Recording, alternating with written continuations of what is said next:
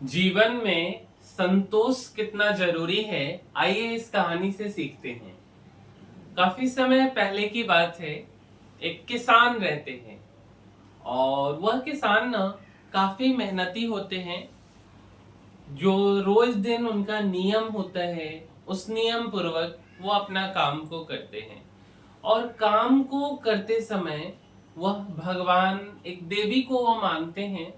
तो उस देवी का वह ध्यान करते हैं, उसी में लीन रहते, काम भी करना है और देवी का ध्यान भी करना है। अब यार बार बार वो फसल लगाते हैं अपना, लेकिन उनको ना उनके लाइफ में सफलता नहीं मिलता है। सफलता इन द सेंस कि उनका जो जीवन है वो उतने अच्छे से नहीं चल रहा होते। बस जैसे तैसे, ना अच्छा कपड़ा, ना अच्छा रहन सहन, ना अच्छा भोजन, कुछ भी नहीं अच्छा होता है उनके लाइफ में। बट वह मेहनत काफी करते। तो जब वो देवी का ध्यान करते रहते ना, तो देवी एक बार प्रसन्न हो जाती हैं और प्रसन्न होकर के देवी उनके सामने प्रकट होती हैं और उस किसान को बोलती है कि भाई, आपको जो वरदान चाहिए मेरे से, वो वरदान आप मांग लो। तो किसान जो है सोचता है कि क्या मांगा जाए। तो किसान सोचता है कि यार देखो, अपने पास तो धन नहीं है, तो धन मांग लेते हैं।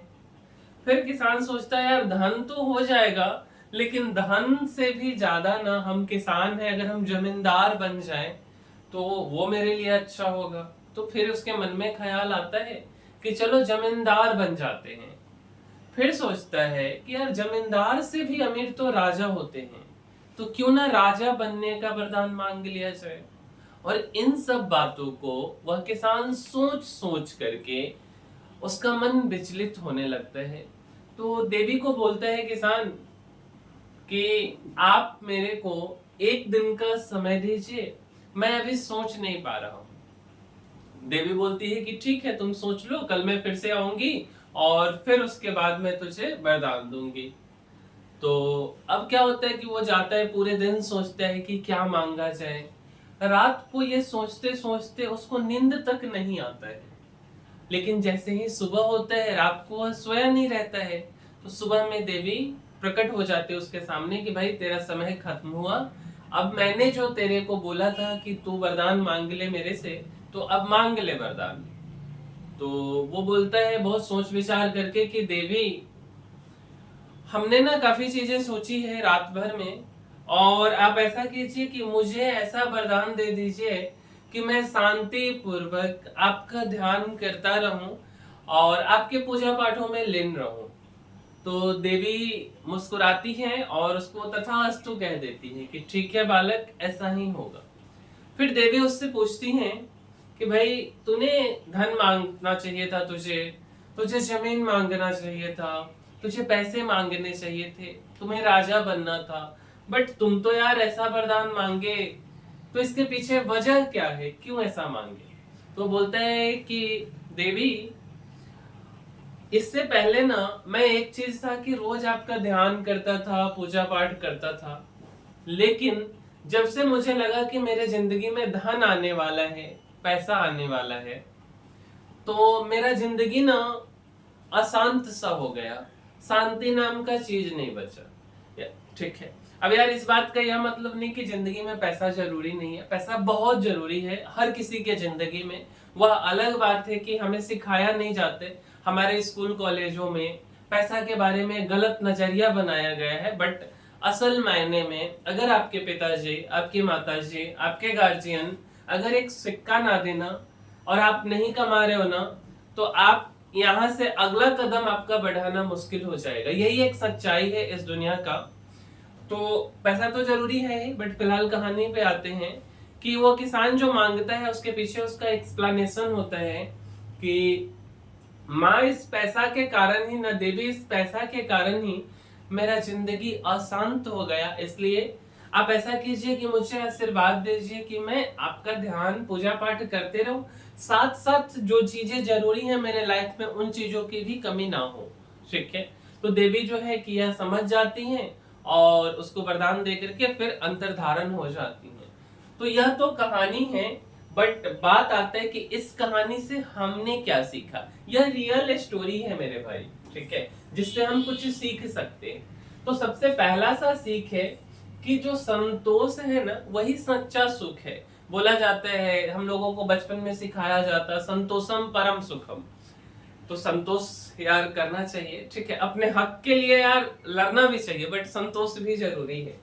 तो किसान को जब यह एहसास हुआ कि धन या पद केवल अस्थाई सुख दे सकते हैं, लेकिन उनके पीछे भागने से मानसिक शांति खत्म हो जाती है, तभी उसने सबसे महत्वपूर्ण वरदान मांगा कि संतोष। जो व्यक्ति हर परिस्थिति में संतुष्ट रहना सीख लेता है, वही सच्चे अर्थों में सुखी होते हैं।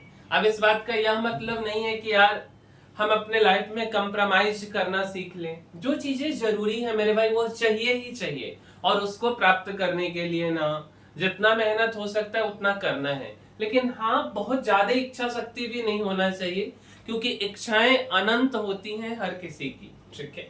दूसरा जो सीख है इस कहानी से कि इच्छाओं की दौड़ कभी खत्म नहीं होती। आज हम जो चाहते हैं कल वह भी छोटा लगने लगता है। किसान की तरह पहले घर की इच्छा, फिर जमींदार बनने की, और फिर राजा बनने की, यही मन की प्रवृत्ति है। इच्छाएं अनंत है और इनके पीछे भागना तनाव का कारण बनता है। तो जरूरत के लिए जरूर भागना चाहिए, बट आवश्यकता से अधिक नहीं भागना चाहिए। एक समय पे रुक जाना चाहिए और खुद को समय देना चाहिए। अगला जो है, और जब तक आवश्यकता ना पूरा हो तब तक तो यार भागना हक बनता है, किसी भी कीमत पे भागो। तीसरा जो सीख है, मानसिक शांति सबसे बड़ा सुख है। किसान ने खुद अनुभव किया कि केवल धन की उम्मीद ने ही उसकी नींद छीन ली। उसने यह समझ लिया कि अगर उम्मीद ही अशांति ला सकती है, तो वास्तविक संपत्ति तो शांति ही है। और चौथा जो सीख है कि भक्ति और संतुष्टि से मिलती है अस्थाई खुशी, ठीक है। तो मेरे भाई, भक्ति भी करना है, संतुष्ट भी रहना है, और इसके साथ साथ जो हम अपने तरफ से ऐड करना चाहेंगे कि जरूरत जो आपका है उसको पूरा करने के लिए मेहनत भी करना है। तो यह तीनों चीजें करना है, और जब आपकी आवश्यकता पूरा हो जाए, जब आपको लग जाए कि यह मेरे लिए मोर देन एनफ हो गया है, तब आपको रोक के थोड़ा सा भक्ति शांति की तरफ भी आपको आगे बढ़ना चाहिए। तो इस किसान और देवी के कहानी का यही सीख है, और उम्मीद करते हैं कि यह कहानी से आप भी कुछ सीखे होंगे। और सीखना ही काफी नहीं है, इन चीजों को अपने जीवन में अगर हम उतारें तो हमारा भी जीवन में कुछ परिवर्तन हो सकता है। हमारे जिंदगी में दूसरों के जीवन को सुन करके, उनसे मोटिवेट होके कब तक यार हम खुश रहेंगे झूठे खुशियों की तलाश में। हमें खुद के लिए भी मेहनत करना होगा, ठीक है, और अपने लिए भी कुछ खोजना होगा। तो खुद के लिए भी मेहनत कीजिए, और निरंतर एक एक कदम अगर हम अपना आगे बढ़ाएंगे तो एक दिन हम अपने सफलता के बेहद करीब होंगे या सफल हो चुके होंगे। तो इस वीडियो का यही सीख है, इस कहानी का यही सीख है। और अगर आपको इस वीडियो से जरा सा वैल्यू एडिशन मिला हो तो यार एक लाइक, शेयर और सब्सक्राइब बनता है, इसमें कोई पैसा नहीं लगता है, ठीक है।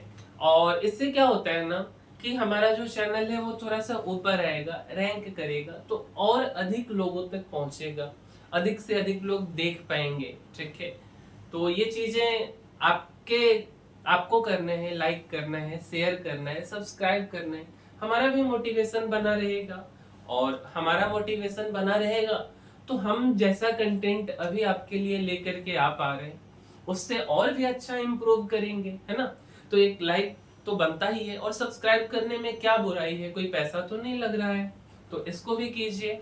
और इसी के साथ यार इस कहानी को समाप्त करते हैं, इस वीडियो को समाप्त करते हैं, और मिलते हैं अगले वीडियो में। तब तक के लिए धन्यवाद।